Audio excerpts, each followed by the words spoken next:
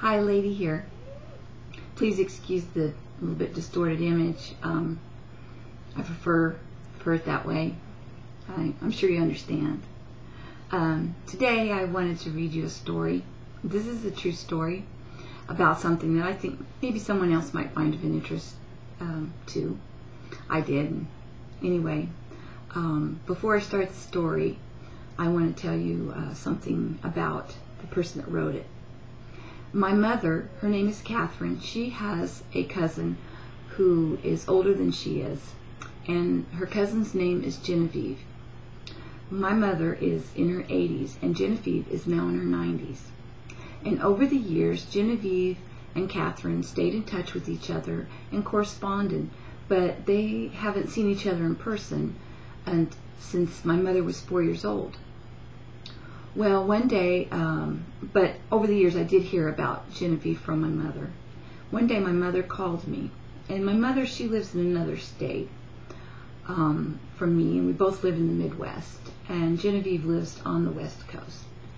And Mother told me that Genevieve had sent her a story, and she wanted to send it to me, a copy of it, so that I could read it too. So when I received the story in the mail, I read it, and then I read it to my husband, and we talked about it, and we thought, you know, they haven't seen each other since my mother was 4 years old. It's one of those adventures that has to happen for them. So I made arrangements for a flight to the state where my mother's cousin is, and then I flew into that state, and my mother flew in after I did, and I picked her up, and we rented a car, and I took her to visit Genevieve. It was so cute because when Genevieve greeted us at the door, she looked at my mother and she said, "Catherine, you've changed." And my mother laughed and said, "Well, you haven't seen me since I was 4 years old. I would hope I've changed." But anyway, that's just a precursor to the story I want to tell you. The story is called The Kansas Cellar.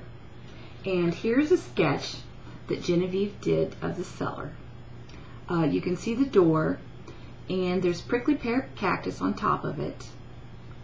And then in the background there is a windmill, synonymous with Kansas, and some crows, and it just looks like prairie, and then a little homestead in the back with, in the distance, with a tree. So you get an idea. This is in Genevieve's own handwriting. I will omit the last names in the story, and please forgive if in the background you hear a dog snoring. I can't seem to get away from them. So anyway, here goes. The Kansas Cellar. This sketch is a cellar door of my memory of the one my Grandma Margaret's farm, 2 miles north and 4 miles west of Liberal, Kansas. The cellar itself was about 5 or 5 1/2 feet into the ground. A wooden frame above that was set out from the dirt wall, leaving a ledge that boxes, etc. could be set on. The wooden walls were probably 2 feet above ground level, but sand had drifted up and made them look shorter. The cellar was about 9 feet wide by 12 feet long. It had about 7 steps down on the south side. On the outside, the roof was rounded over with dirt on top. This was covered with prickly pears, the native Kansas cactus with wicked thorns.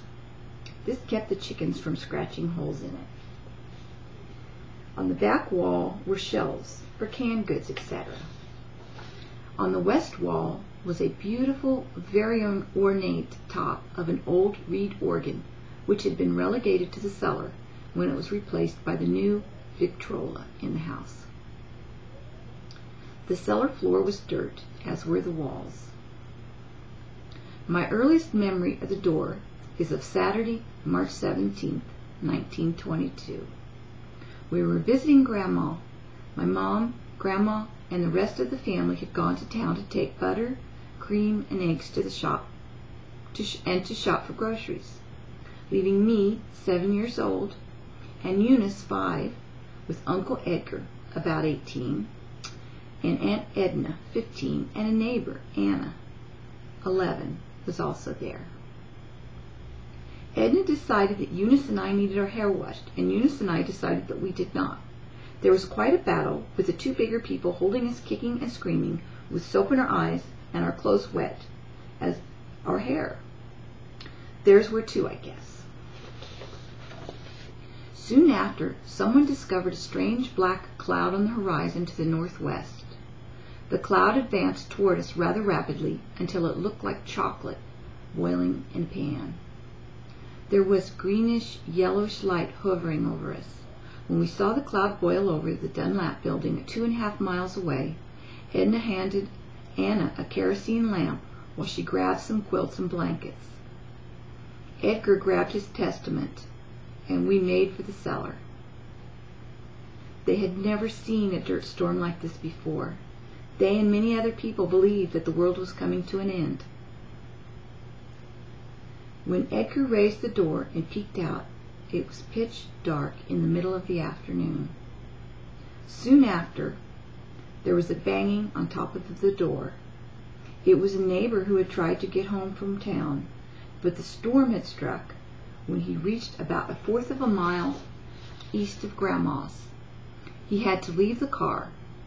Car lights don't penetrate those storms.